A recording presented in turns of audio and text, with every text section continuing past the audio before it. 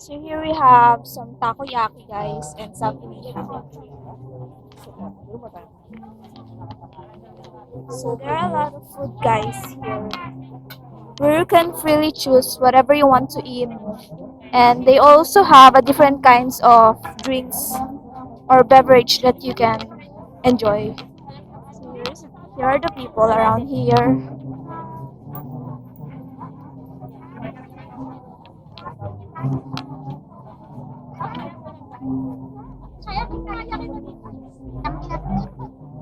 So malapit na kasi guys ang Holy Week, kaya there are a lot of people in here that are having fun.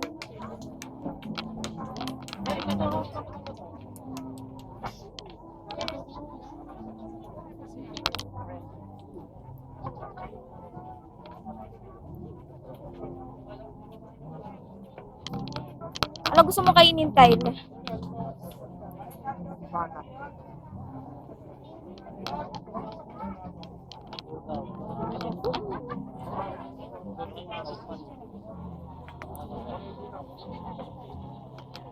They also have the famous Ilocos empanada, ranging from 100 pesos to 200 pesos, guys.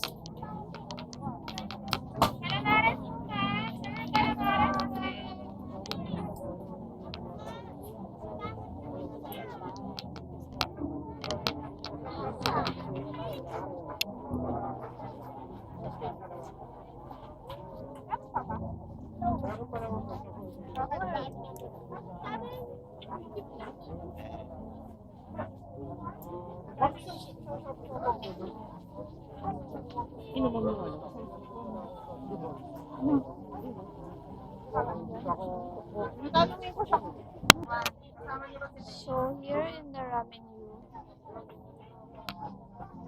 mamimili pa kami guys kung anong kakainin namin. Ano?